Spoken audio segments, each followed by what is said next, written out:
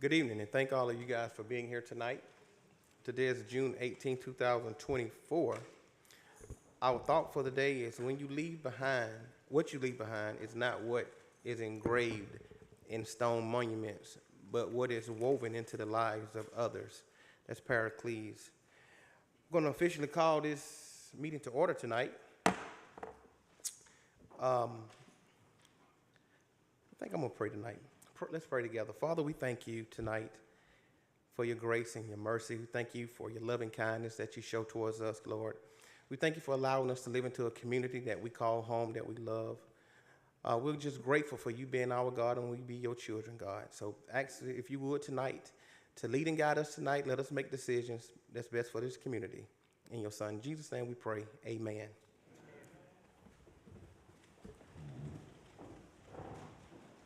I pledge allegiance to the flag of the United States of America and to the republic for which it stands, one nation, under God, indivisible, with liberty and justice for all.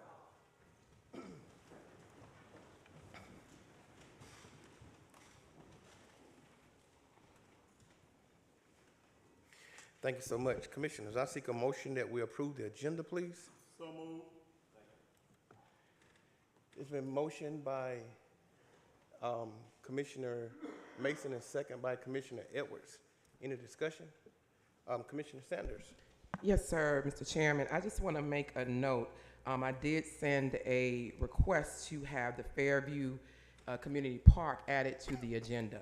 And the reason why I'm speaking on this right now because that community since 2021, or probably beyond, has been asking about safety measures. And one of the things that we discussed was to have the sheriff come before us to talk about safety measures.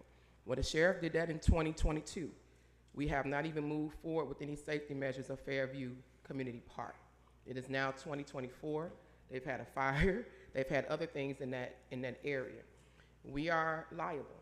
It's based on operations, and the Board of Commissioners provide the safety measures or the funding so that we can do various things. The sheriff also stated that if we put the cameras in that park, he will have his crime unit manage the park, watch the park, monitor park for 24/7.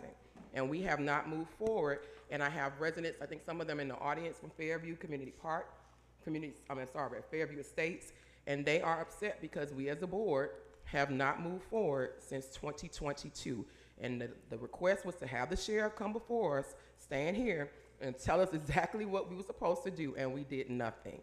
So we are putting that area at risk because we have not moved at all. And I know you were not here, Mr. County Manager, but that happened in 2022. And the sheriff came before us, told us what we need to do, make the lights higher, and we did nothing. And so this is why these things are occurring, because the board has not moved. And I include myself as I'm a part of the board. We haven't moved. So those things are going to constantly keep occurring if we don't move on those safety measures and keep putting it off.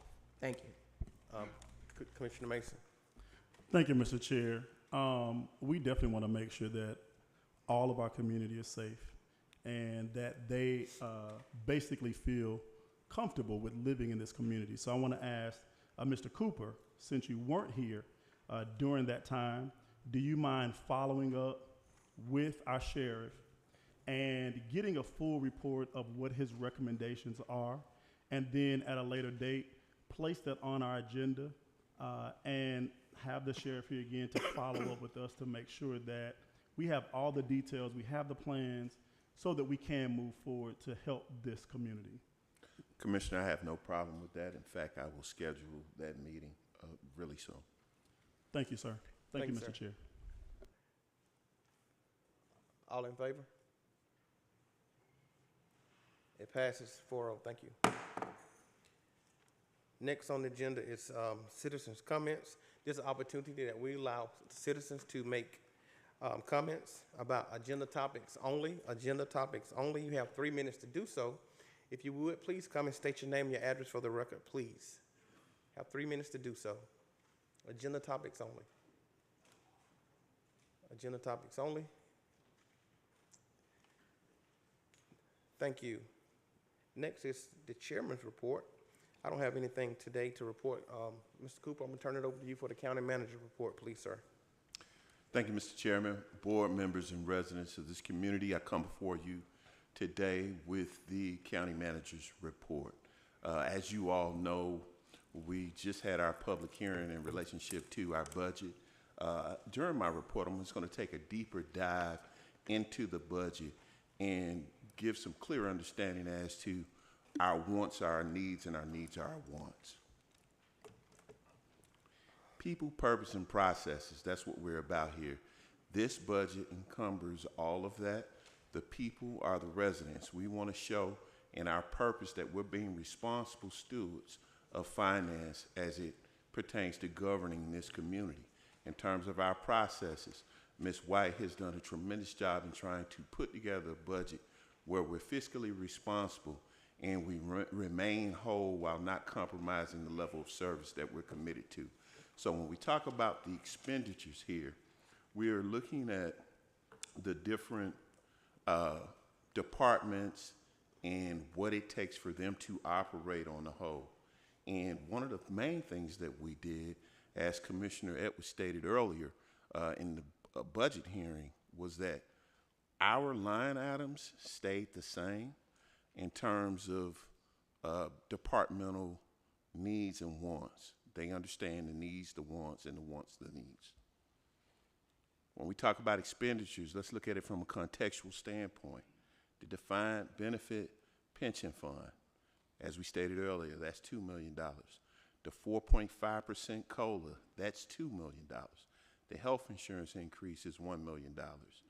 The paving funds for public works was $2 million. And the additional debt is $550,000, the ABM debt that we talked about. So the added expenses, again, are over $7.5 million. But again, when you look at inflation, last year it floated around 4.1% for the majority of last year, and then it flattened out at 3.4%. The increase to our budget is 3.1%. So again, being fiscally responsible is the key.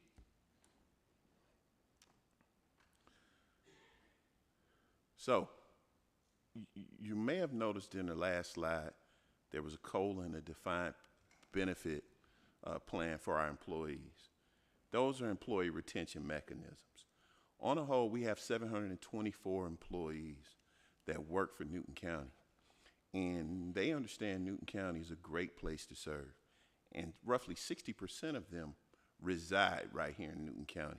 And when you look at that 60% on a whole by district, 29% reside in District 1, 18% reside in District 2, 14% reside in District 3, 18% reside in District 4, and 21% reside in District 5. So again, not only do 60% of this workforce work here, they live here and definitely have a vested interest in the betterment of this community. As I stated earlier, the two items, the pension and the COLA, were used as retention mechanisms. And why do you need retention mechanisms? It's simple, because you want to retain outstanding talent. Without the workforce, we can't have paved roads. We can't have buildings inspected. We can't have the tasks that are directed by you all, the taxpayers, in terms of making sure this place is a great place to live and serve. So we needed some type of components in terms of employee retention to keep our best and brightest stars. And again, our workforce is dedicated and they remain consistent in their efforts to serve this community. Again, we talked about the defined benefit. It's $2 million. This plan is through ACCG. And last year, there was less spent on it because we did it mid-year. So here, we're covering it for a full year, and it is $2 million. So again, being fiscally responsible, our needs are our wants, and our wants are our needs because we need 724 employees. The 4.5% COLA. Just to let everyone know, we're out of market industry standards in terms of competitive pay. But again, the people here that are considered our workforce are thoroughly immersed in the jobs and the duties and the responsibilities that they're assigned to. So when you look at our salaries by the numbers, 148 of our employees make under $18 an hour, roughly. 92 of them make under $20, and 247 make under maybe $24 an hour. So the average salary in Newton County is $43,250. When you look at like populous communities, for example, you're going to see later on in this slide Lowndes County and Fayette County comparables. You'll see that there are some differences in terms of the workforce and their budget. So when you look at the cost of living in this community, to rent any type of property here is just under $2,000 a month, with the average purchase of a home just under $350,000. So let's talk about millage rates. When you look at an adjusted annual estimate of population that happens every year in Census Bureau reports, you'll see, like I stated before, Fayette County and Lowndes County are of like size. Fayette County has 123,000 residents. Lowndes has 120,000. And again, with the annual estimate, adjusted population in 2023, Newton County was projected to have just over 120,000 residents. So when you do the comparables by county and you look at the operating budget average of Fayette and Lowndes County, you're looking at just over $135 million when considering their general funds, operating enterprise funds, capital projects, and internal service funds. These budgets are supported by an average millage rate of 9.6. Now, our millage rate is 8.43, if I'm not mistaken.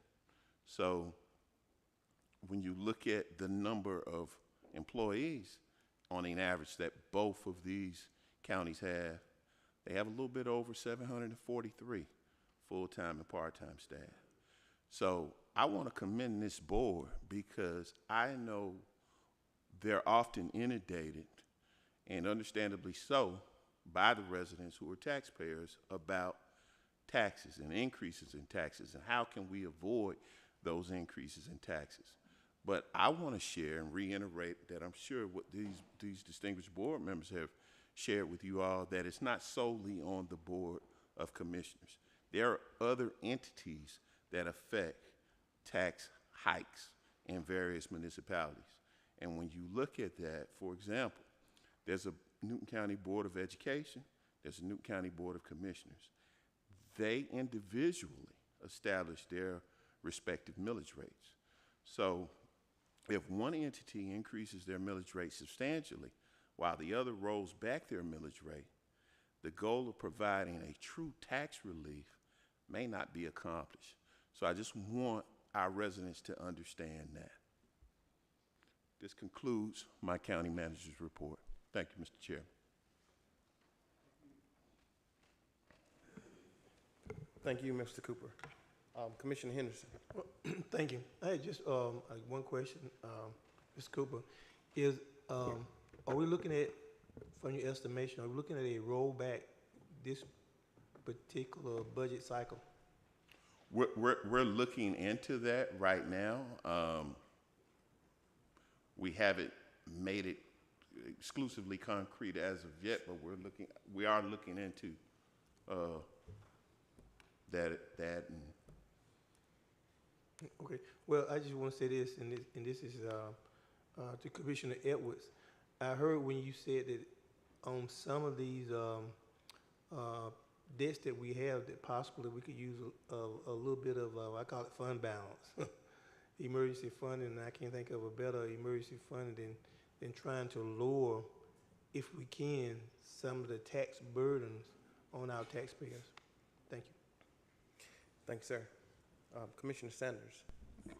First, I want to thank you for this information. I love data, so thank you so much for providing this information. You spoke in regards to the 14% workforce, and I was just keened in on District 3 because that was the lowest, and District 3 is the closest towards going towards the city of Atlanta. And I believe that, well, not believe, one of the issues with District 3 is that the economic development, why people don't work in the area, because they don't, that area for District 3, a lot of my residents, it's like 60% of them work in Atlanta. And so a lot of their tax dollars are going into Atlanta and as well as Conyers and DeKalb County because they're going home. So my concern would be, or my plea would be, is we can work with economic development to bring more into our county. That can also increase our revenue into the county. Our sales tax will be going back because, as we know, Rockdale County, their budget, their general budget is higher than ours, but their population is less. And it's because District 3, a lot of us, and I can say myself as well, we shop in Rockdale County because it's easier versus going downtown. So that will be something we can work more with economic development to bring some things that will, that area more so will be to help increase our revenue versus other things. So that would just, well, thank you for the information. Thank you. Next on the agenda is the consent agenda. I seek a motion, please. So moved. Is there a second? There's a motion by Commissioner Mason and second by Commissioner Edwards. Any discussion? All in favor? It passes 4-0. Thank you much.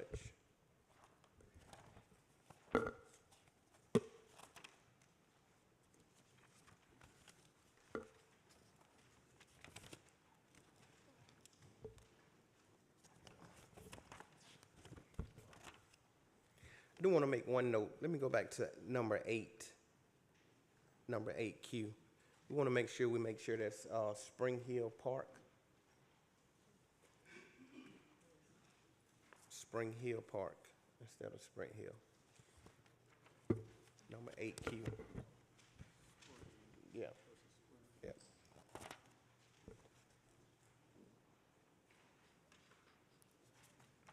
Thank you.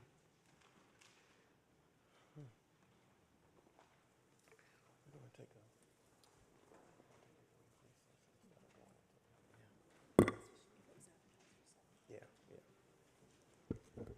Guys, we're going to take a brief recess. We're going to adjourn back at 7:30. Give us a few moments here, okay? Thank you so much.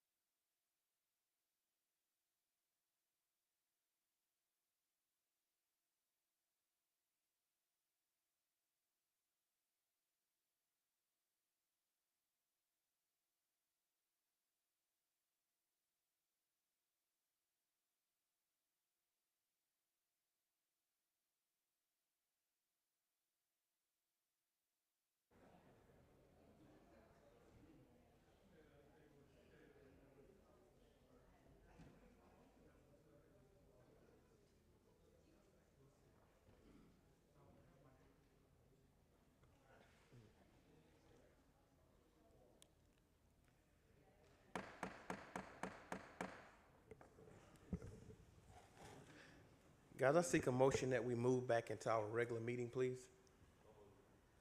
It's been motioned by Commissioner Edwards and second by Commissioner Mason. Any discussion? All in favor? It passes 4-0. Thank you, sir. At this time, it's approximately 7:29. I'm gonna bring Shayna up here. Guy, we had to take a pause because we advertised for 7:30, so we had to wait for 7:30 before we go in our public zoning. And so now we're able to go in at 7:30. We're able to go in our public zoning, just in case you guys was wondering why we took a break. So Shayna, it's on you, please. Thank you, Chairman. Good evening, Board of Commissioners.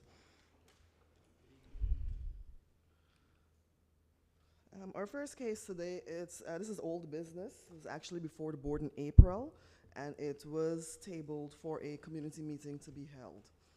It is case number CUP 24-000002.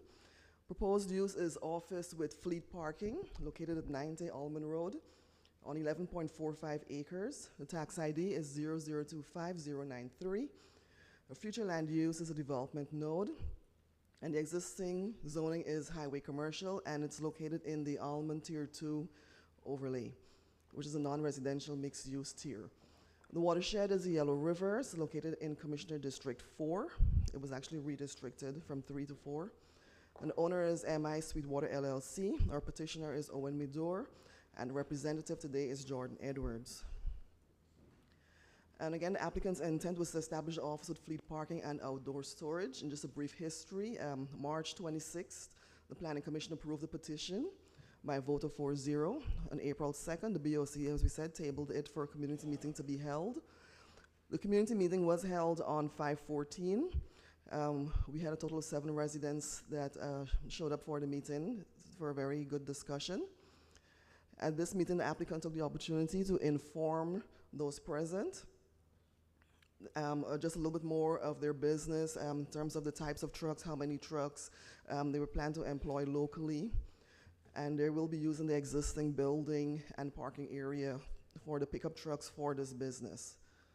So this fleet does not have any no semis, no rigs, no dump trucks or anything like that. It'll just be pickup trucks. The residents expressed concern for the increase in traffic from the trucks as they currently face traffic build-up and congestion in that area. And of course, they inquired about how many jobs were going to be provided and if local residents would benefit, to which the applicant replied yes, they are planning on hiring locally. And again, the subject site, so the parcel of land, as you'll see later on, it is irregularly shaped, which kind of restricts the uses that can go there. It is flanked by I-20, and then of course the Yellow River and railroad tracks, and then a gas station on the other side. And again, it's 11.45 acres and currently zoned highway commercial. And this is just a side plan analysis, just repeating some of the things I repeated earlier. So in conclusion, the applicant is proposing to lease the office to an established provider of erosion control services, and the provider would primarily use the property for storing silt fence products in the existing building and the parking of small number of pickup trucks, and I believe the number was somewhere around 12. But basically the staff will show up in the morning, early in the morning, get their trucks and equipment and head out to residential sites, to deliver the silt fences and the other erosion control materials. And staff recommends that should the board approve this CUP, it should be approved with the following recommended conditions. So should this petition be approved by the Board of Commissioners, it should be approved for a CUP for an office with fleet parking, conditional, subject to the owner's agreement to the following enumerated conditions. Where these conditions conflict with the stipulations and offerings contained in the letter of intent, these conditions shall supersede unless specifically stipulated by the Board of Commissioners. So the owner's agreement to abide by the following development standards and regulations. 1, the CUP will be for an office with fleet parking.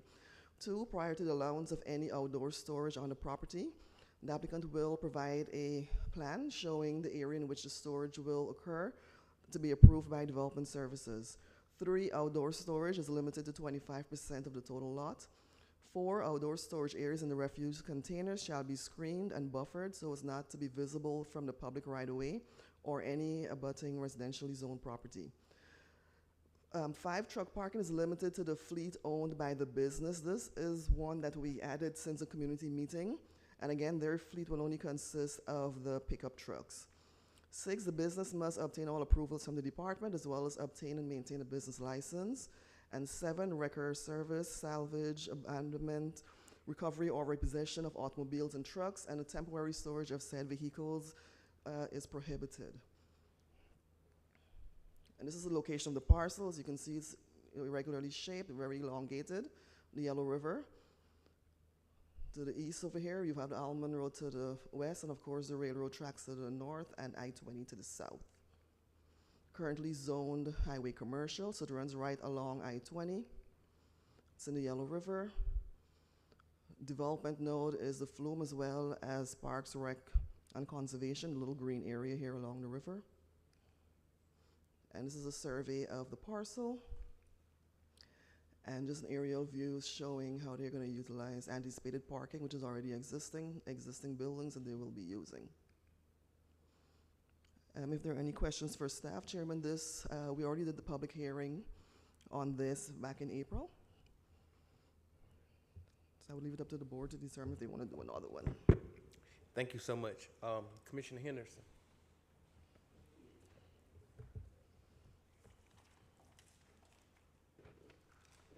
Thank you.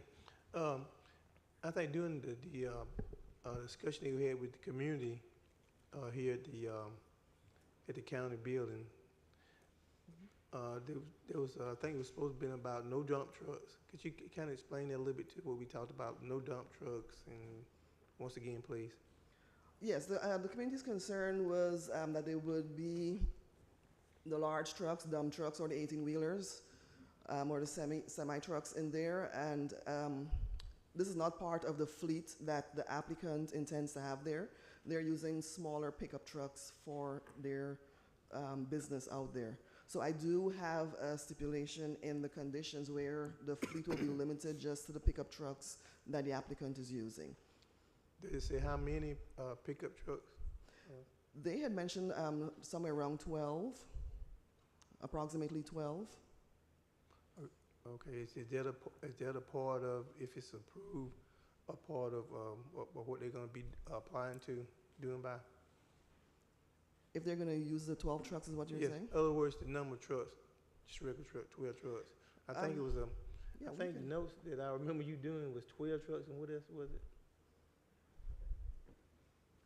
Right, so I have number 5, the truck parkers Yeah, limited I'm to the asking the fleet question, owned by 'cause the business. we both at the same meeting. Yeah. Okay, Go ahead. so you want to put a number on the trucks is what you're saying, Commissioner? Hold on, what's the question? Ask the question. The question is that we discussed during the public meeting with the applicant as far as how many trucks that would be on site of the 4 acres. And he gave us a rundown of what it was, and I didn't take notes, but Commissioner Sanders, because it was kind of close to her district, took notes. And so I was asking. Commissioner Sanders, do you know how many Yes. trucks it was? Yes, sir. He said 12, but we want to make sure listed in here there's no more than 12 because that was one of the concerns of the residents. Okay. So is that listed? There's going to be no more than 12 trucks.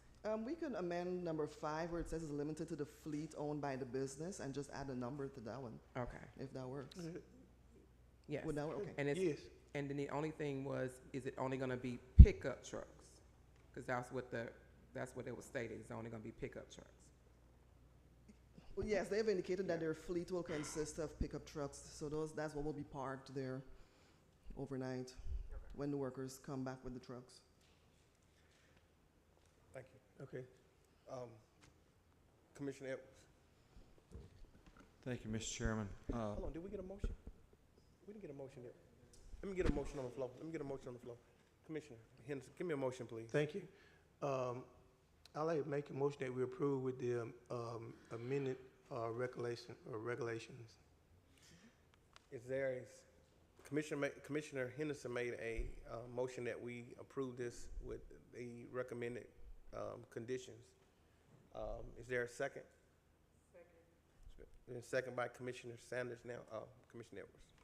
Thank you, Mr. Chairman. So, Ms. Applewhite, so I did not know this until I was looking at the agenda. This is the old Haztec site. This was a hazardous waste company at one time, back in the late 80s, early 90s, I believe. So if this were not to be approved, could a hazardous waste company move in there tomorrow? Buy it and move in tomorrow? They would probably have to come before the board for that. I think something for that intensity would probably be more for the heavy industrial zoning. So that was probably a cup as well, right? It would have to, if it does qualify for that, it would likely have to be some kind of a conditional use permit.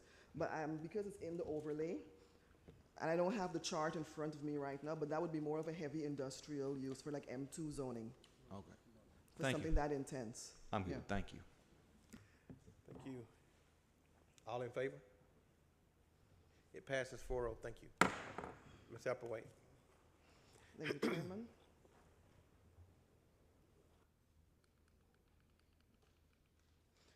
Our second petition this evening is a modification. It's MOD 24-000002.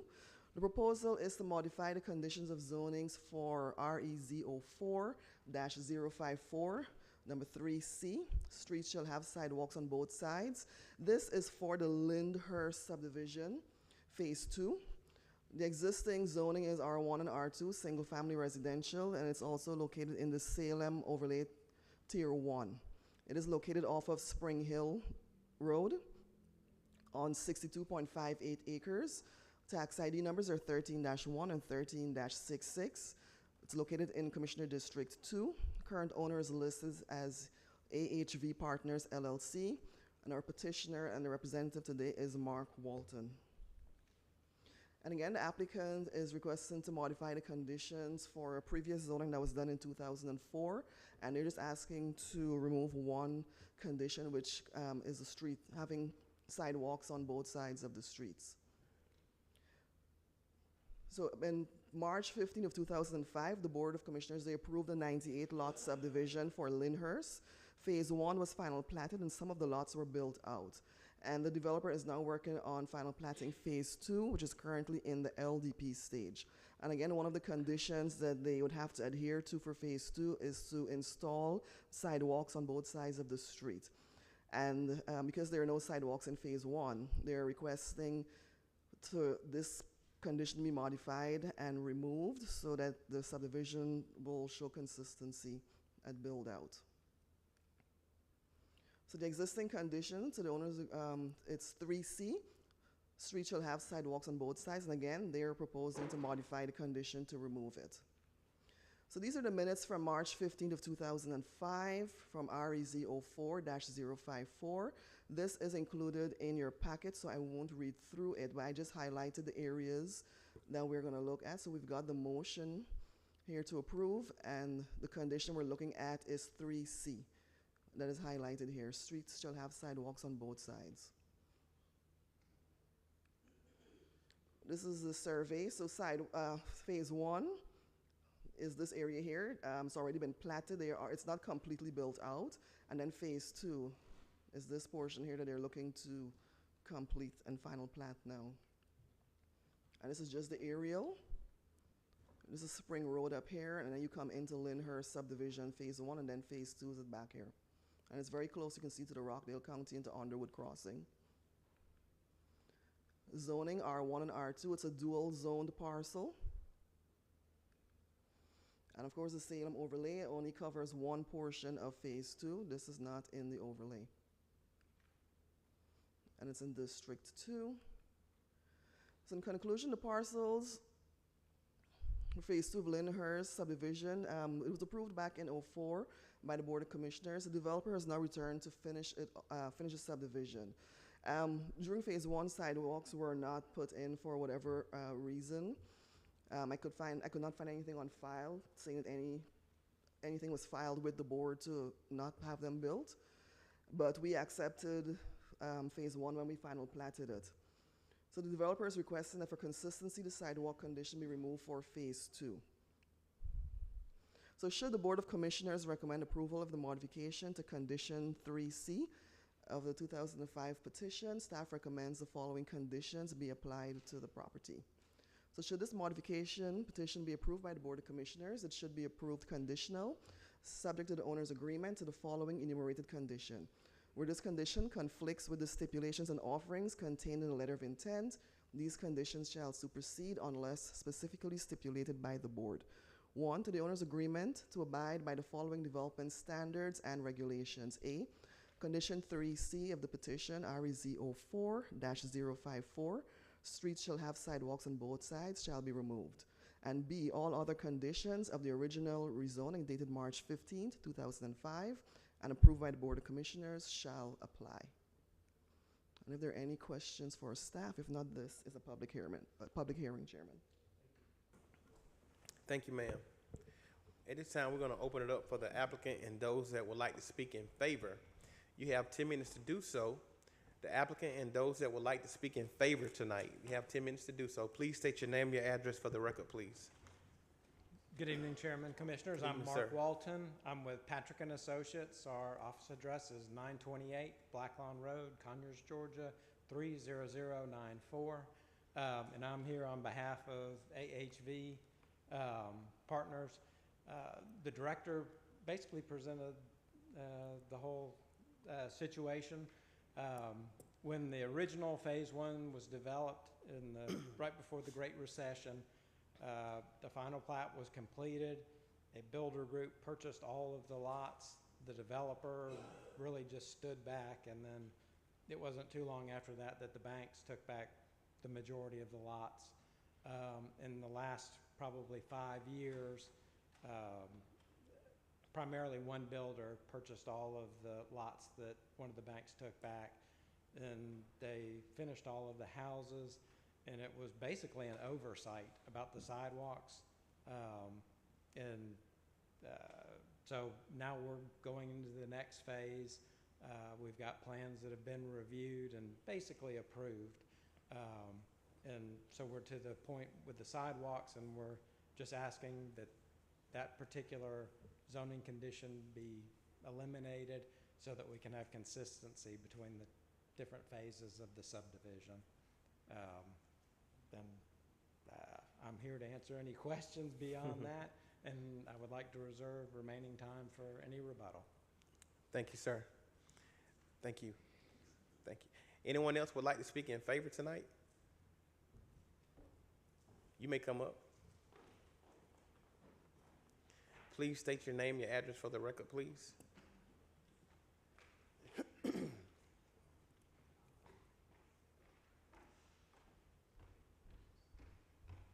Good afternoon. My name is Lisa James. I'm one of the residents in Lyndhurst on Oleander, where the sidewalks will impact my if installed, will impact my property. My thing is that I think because we need to stay uniformed, I'm speaking against the sidewalks. Very nice neighborhood, and we would like to keep our neighborhood uniformed. I'm not sure if the new developer is willing to add the sidewalks in Phase 1. If that's a thing, then we can take a vote on it throughout the community, and we're asking that, you know, you give us 30 days, 60 days to just try to decide on what we want to do. We did talk to Commissioner Mason last night, but for me, because it impacts only my street, I'm against the sidewalks. That's all I have. Thank you. All right, thank you. Anyone else?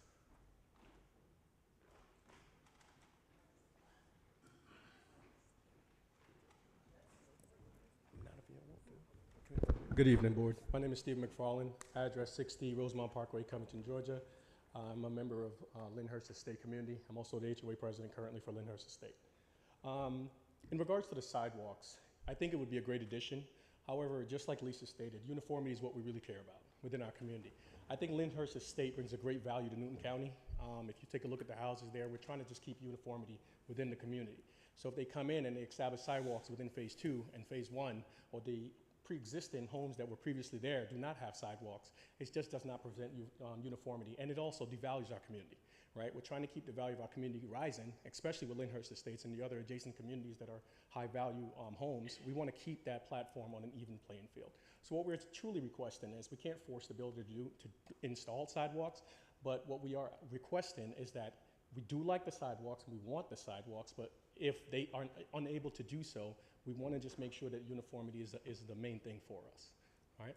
I reserve my time there. Thank you. Thank you. Anyone else? You may come on up, sir.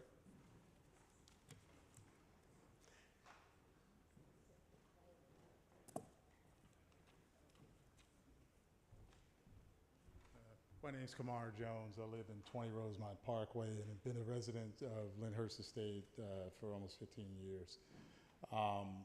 This is my view on the sidewalks. I'm in favor of them. There's many studies out there that show that sidewalks have value.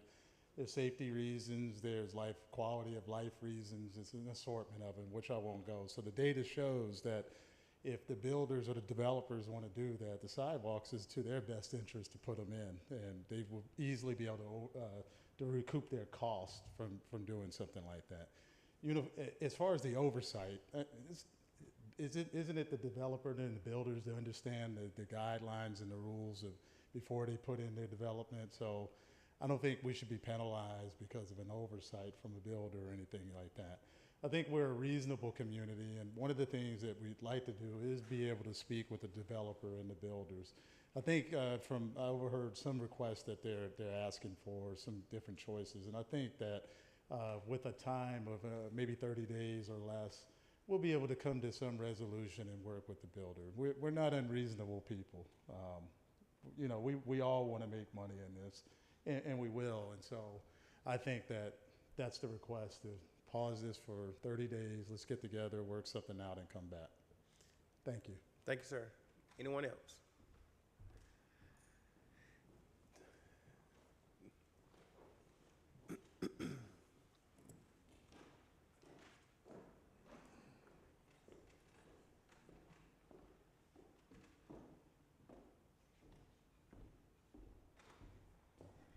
Good evening, commissioners, Good evening.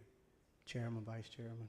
Thank you. I'm Trevor Berry, 120 Rosemont Parkway, Covington, Georgia, on behalf of Lyndhurst Estate. We're a friend of the commission board and friend of Mr. Mark Walton.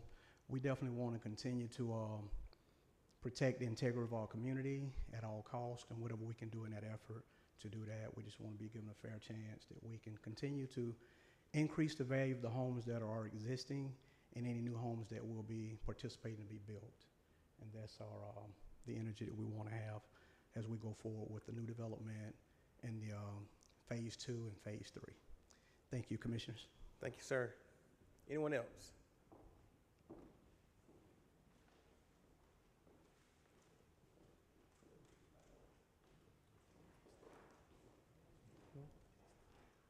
Hi, my name is Lisa Jones Croson, and I'm 170 Rosemont Parkway.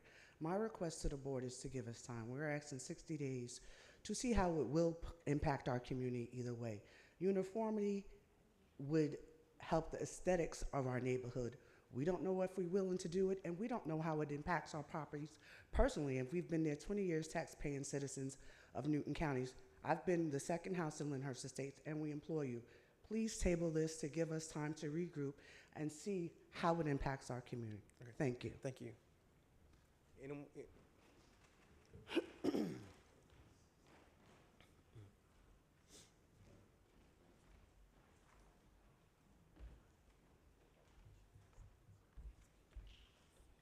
Good evening, Chairman. My name is Janice Clark. I'm at 145 Rosemont Parkway. I was the first home in the community that bought from the original builders. June 6th was my 18th anniversary living there. I endorse all my neighbors' sentiments regarding the sidewalks, and I'm asking for time for us to make a decision, at least 30 days, please. Thank you. Thank you. Guys, I just want to clear up something right quick. And we can do this by just a nod of the head. So make sure we got a good understanding here. You guys support the sidewalks if they're going to be uniform throughout the subdivision. Is that correct? No. Yes. Yes. Okay. Cool. I got you. Okay. I got you. So now we're going to close it out, and we're going to open it up for 10 minutes for those that would like to oppose the sidewalks. Oppose. You may come. Okay, so y'all are good. Okay, cool. So I'm gonna ask again because I gotta ask for the record. So you don't have to come back up and say again. Just you good. We got your statement here.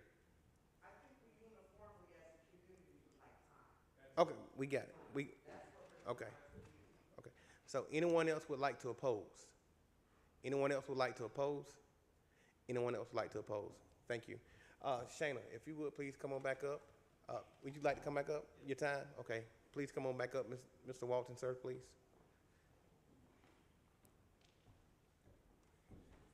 Thank you, Mr. Chairman, Commissioners. Again, I'm Mark Walton.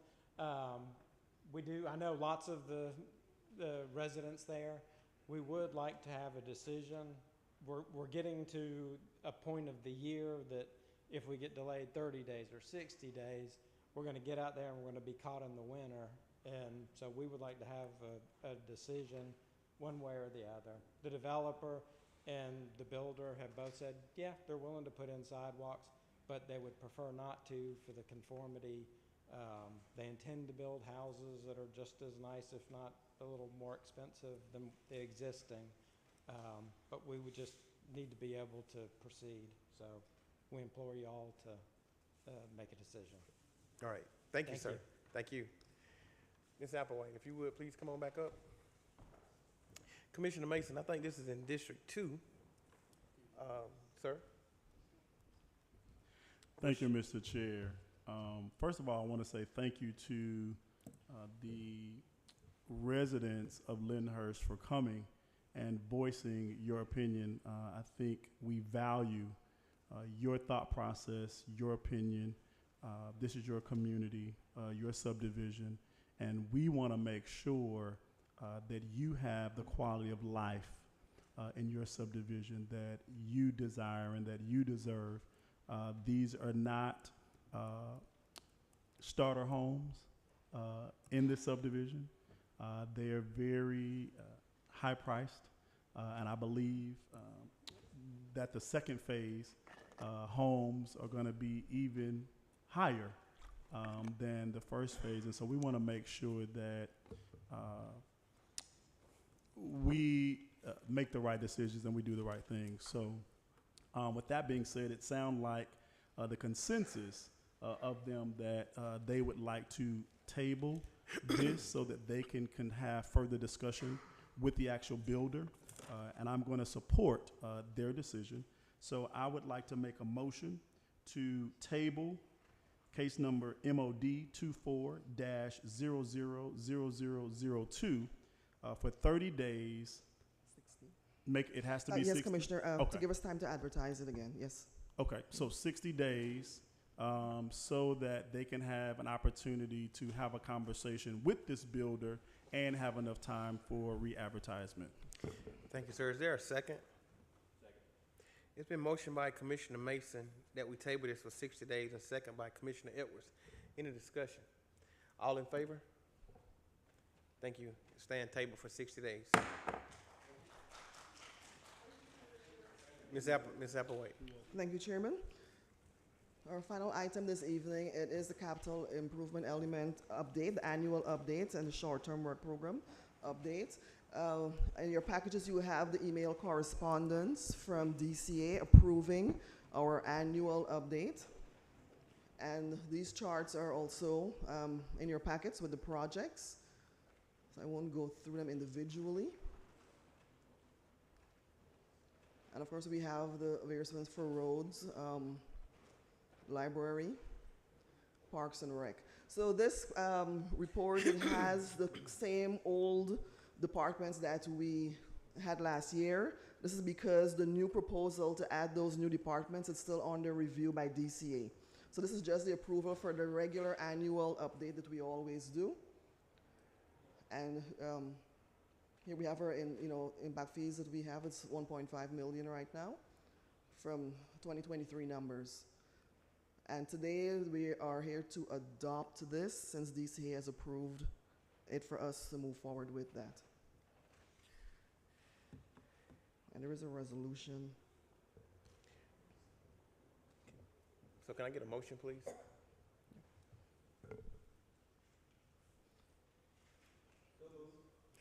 Thank you, sir. Can I get a second? I'm sorry? I can't hear you. Yes, for the last one. Can I get a second? Thank you, sir. It's been motioned by Commissioner Henderson and second by Commissioner Mason. Any discussion? All in favor? It passes 4-0. Thank you, Ms. Applewhite. Thank you, Chairman. Next is citizens' comments. This opportunity will allow citizens to make comments. You have 3 minutes to do so. Please state your name and your address for the record, please. You have 3 minutes to do so. Please state your name and your address for the record, please. You may come at this time.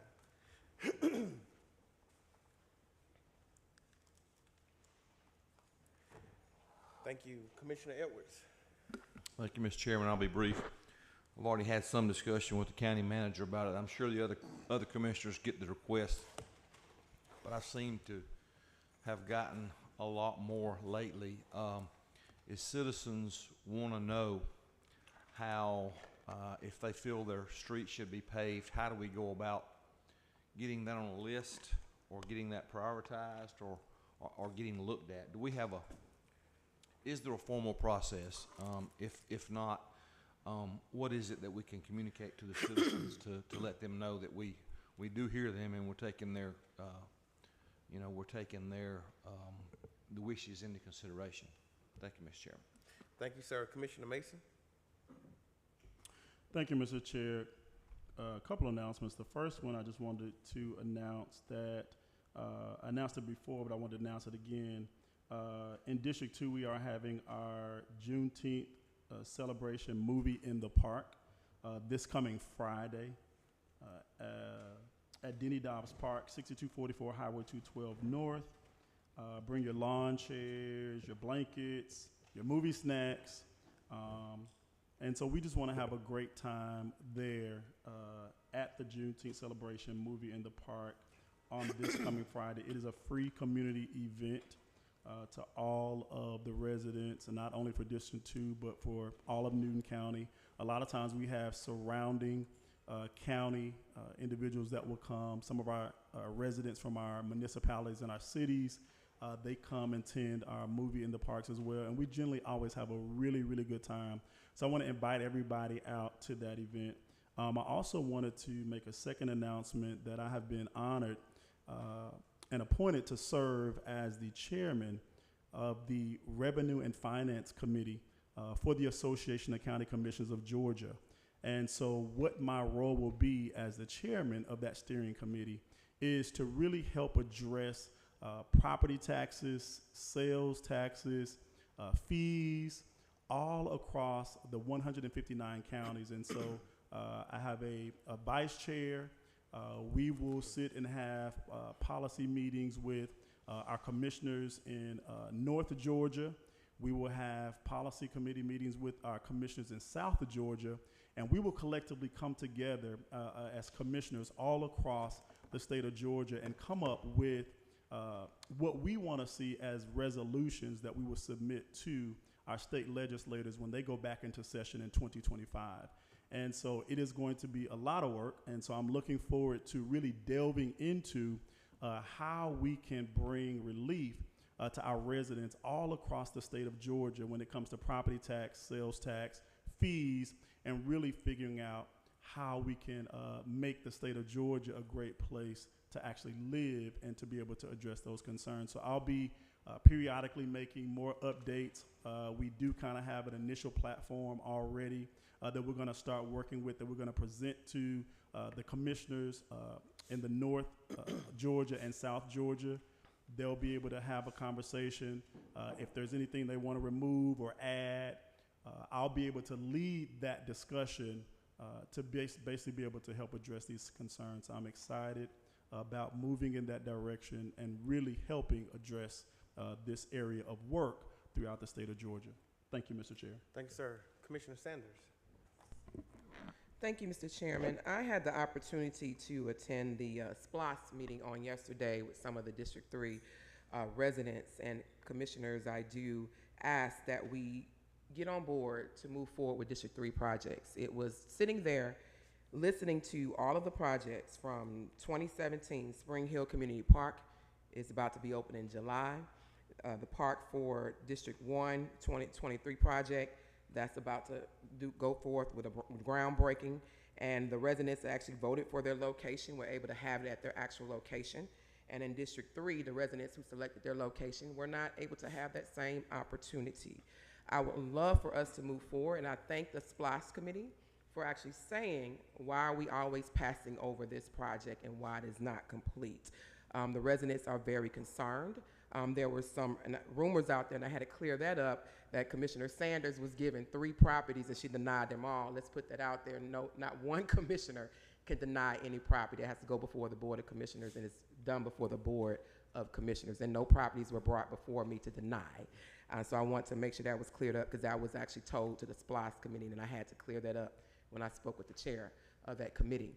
And so with District 3 being the only district that has not moved forward with projects, even the park, selection of those various things, and we spent thousands of dollars for a consultant to have residents take their time, come to the West Side Precinct and select locations, select amenities, select various things, and they were excited about moving forward. But to be a community who also are taxpayers in this community, to see nothing is actually being moved forward, we as a board are placed on this board to move for the people, not for one commissioner, not for various things, not for egos because we're upset with a commissioner. We are working for the people of Newton County, and that's the only goal that we're supposed to have here in Newton County. So I'm asking board that we move forward with these District 3 projects, because as I stated, Spring Hill Park that was on the 2017 SPLOS will be opened in July. Thank you. Commissioner Henderson. Thank you. I just want to just say this. I think the last election, this is a runoff. The election before that one, we had a commission meeting, and it was called off. And the reason why I bring that up is because the town of Portdale annexed some property, or want to annex some property that encompasses District 4. It starts over by the old golf club on Core Road. Used to be owned by former Commissioner Nancy Schultz, and come out all the way back to down on Pace Road. And it's about 650 houses, and I was not notified anyway. I mean, what I'm saying is, if I didn't get an email, somebody could have called me, 770-896-3826. And so that, because my resident was blindsided, they didn't know what was going on in their community, they should have known. And I agree with them. And the board, I like to thank Commissioner Sanders and Stan Edwards and the ones who denied it, because I wasn't here because of family, of my wife was sick. But I could have had a Zoom and maybe addressed it as far as behalf of the people. I think there shouldn't be nothing that concerns a commissioner, any commissioner, when it comes to annexation or anything in their district, they shouldn't be notified of. Even if the county manager had to come over to their house and on their door and make sure that he or she knows. And I was disappointed in that, but I was kind of more relieved that we kind of may be on the same path of hopefully Portdale. I'm hoping they don't pursue it, the 650 homes. They're going to be placed though people around their homes, and they didn't know anything about it. And so I want to thank Stan Edwards and Commissioner Sanders and the board for denying that something that I didn't know about, and I don't know if they know about it or not. It was just something thrown on us that shouldn't have been. Thank you. Thanks, sir. I want to quickly just say a quick thank you to the citizens of Newton County for allowing me to serve another term as the chair. We look forward to keep working together and doing great things in the community. So thank you so much. Commissioners, I seek a motion that we adjourn, please. So moved. Is there a second? It's been motioned by Commissioner Mason and second by Commissioner Edwards. All in favor? All in favor? We stand adjourned. Thank you.